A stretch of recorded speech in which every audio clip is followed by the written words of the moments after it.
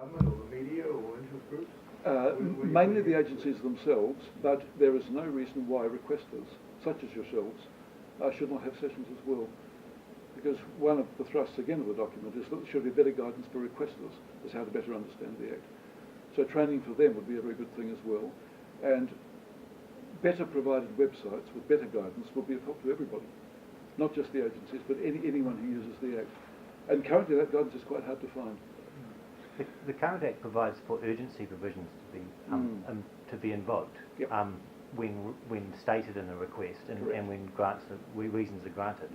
In my experience, that never has any practical effect whatsoever. It's a very funny provision because it says you can make an urgency request and it completely fails to say what happens if you do.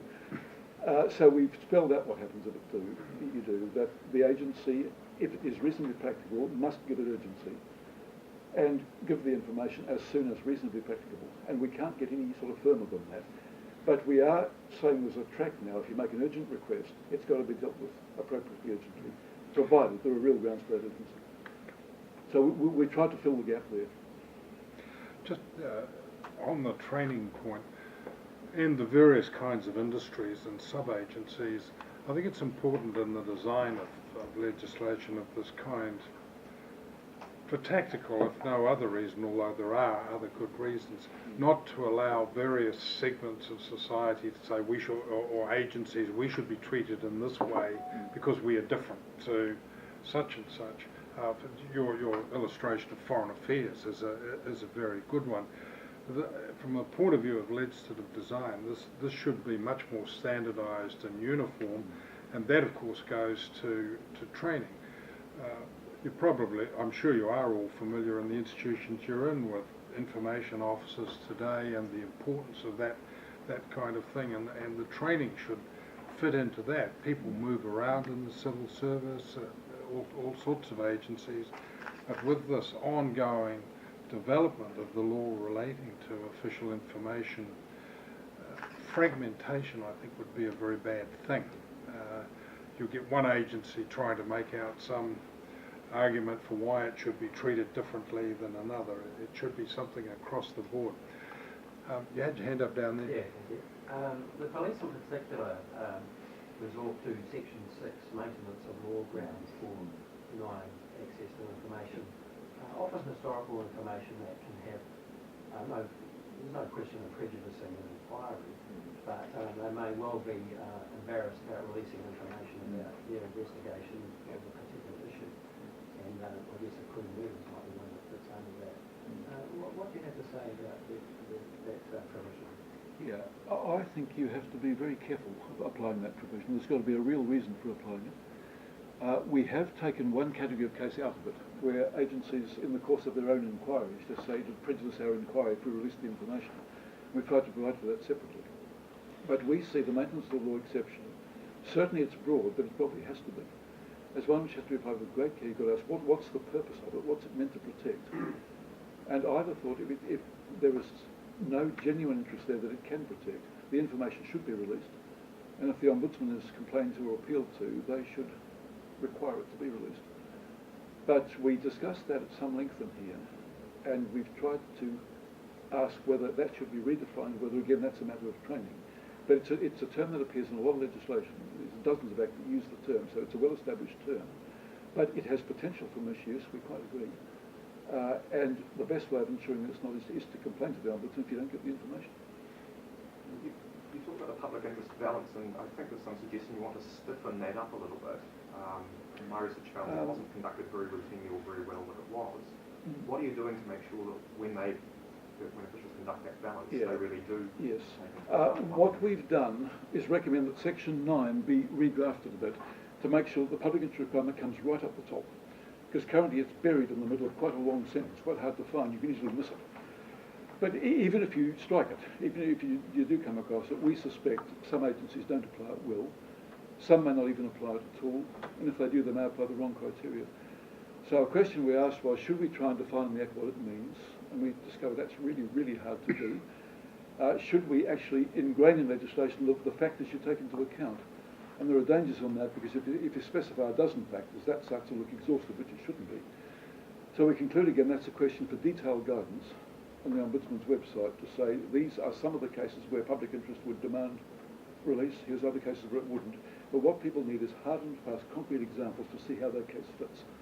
So we ended up there, but we have recommended redrafting Section 9 to put it much more up front than it is now, to make sure you can't miss it. Does that allow for public interest to be defined consistently across the whole of government at some stage? Well, that would be nice. That was not within our remit. The term public interest appears in over 1,000 Acts of Parliament, over 1,000 provisions of Acts of Parliament, and nowhere is it defined. It's a well-known term, if not a well-understood one. And famously it was defined by a senior member of the House of Lords as Judicial Committee as being a very unruly horse. Yeah, and a judge here defines it as a yardstick of indeterminate length. But you've got to have it. Can you give us any guidance on how you expect the follow-up phase to progress? I mean, you mentioned at the outset that you'd been asked to assist in some ways. I mean, is this something the State Services well, Commission? there are sorry, John. Go ahead. There are a set of protocols that are in the Cabinet Manual relating to our reports once tabled. Government has to respond within a certain time, the particular administration. This is quite a large one. There are a lot of facets of this, but the Minister, as I say, has been very prompt and on the very day of release and saying that both the Ministry of Justice and DIA are to cooperate in this, and she'd like the Commission to be involved too.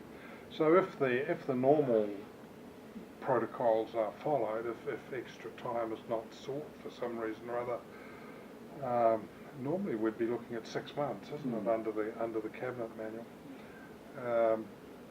But it is a very extensive thing, and of course one of the other things that we are recommending is that not that there be piecemeal amendments of the existing legislation, but that there be a new act. You know what it's like having to find your way, and reference has already been made earlier today, finding your way around amendments and struggling through the statute book. We think there should be a clean new act as amended, and that can take a little time, of course. But as Sir Grant says, we do hope to get government decisions on it within about 6 months. That would be the normal expectation. And then it's a question of preparing cabinet papers and preparing, of course, draft legislation. Does the State Services Commission play a role in this? The Minister's letter to us suggested it be the Minister of Justice and Internal Affairs who make the response with our assistance.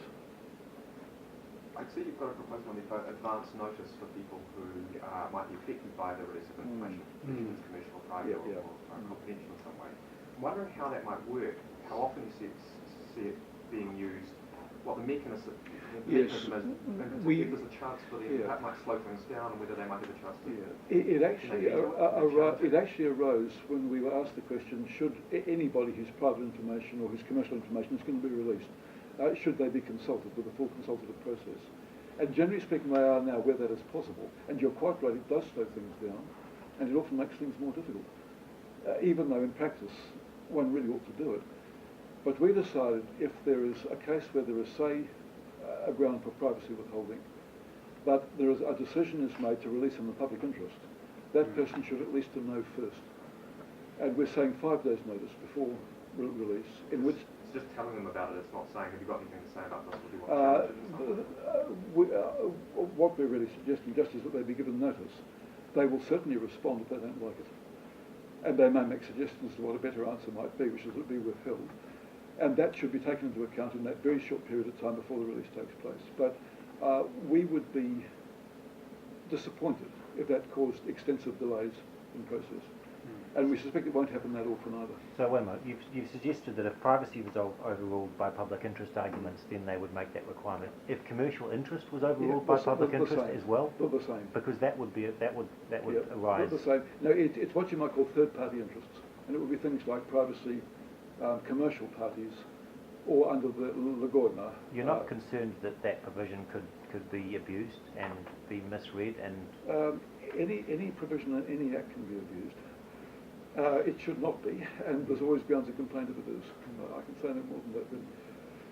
any consolation, Alistair, it almost never happens that the public interest I know. overrides No, but the commercial, commercial sensitivity does all So the you- time. So you're thinking but they won't say. private interests you think will be happy? Because I mean, commercial sensitivity. I mean, that actually brings me back to one of the first things was this idea of competitive Yeah. position.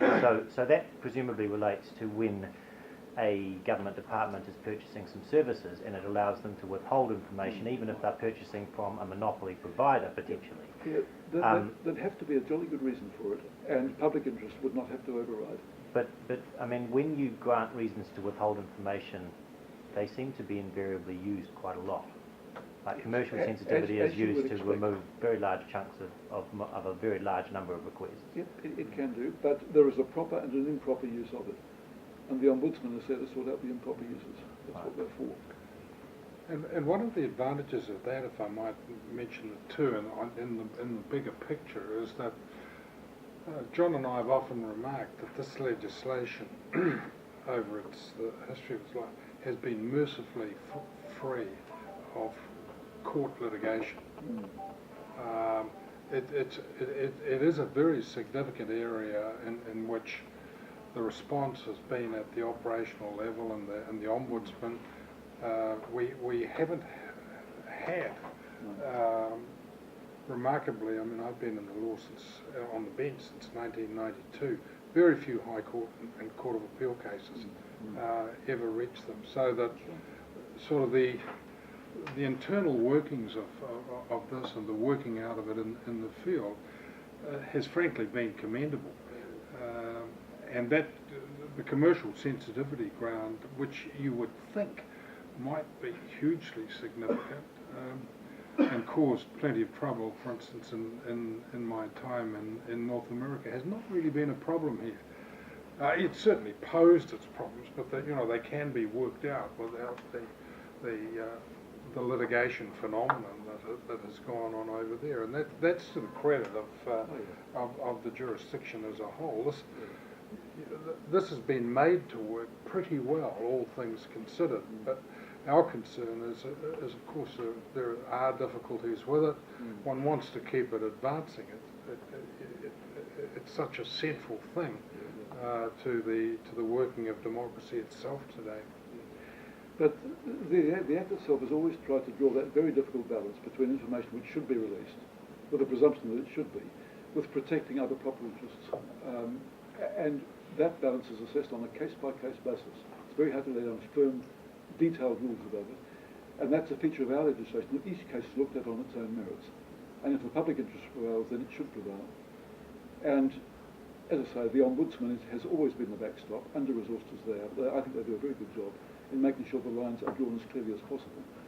And if more of their cases are published, as we're suggesting they should be, and detailed guidelines are prepared using those cases, lines should become clearer. We hope they will be. But getting the balance right is what this is all about. Does the Commission have a view on why a public interest test wasn't a sufficient safeguard for the protection of work at MPs? You've said it should extend to the parliamentary service, but not to information held by MPs. But a letter or email sent by a random member of the public to the Prime Minister saying, please don't do this, is OIA-able, and that same letter sent to John Key as the member for Helensville isn't. Again, very hard to draw lines, but generally speaking, in terms of parliamentary proceedings or parliamentary process, Parliament under our Constitution is master of its own proceedings, and that is the way it should be. So we're talking about accountability for the money side and the organisational and the statistical side of things, really. But at the end of the day, the courts run their own fundamental processes as publicly as they can, so does Parliament. But somewhere, MPs and Parliament and the courts have to be allowed to get on with their own fundamental business. The question is, should they be accountable for the money they spend? And the answer to that is clearly yes. And that's what this is about. But not further. Not too much further, no. You can learn things from statistical information. So we'd be able to OIA the number of letters received by MPs? You can try. Yes. Good luck.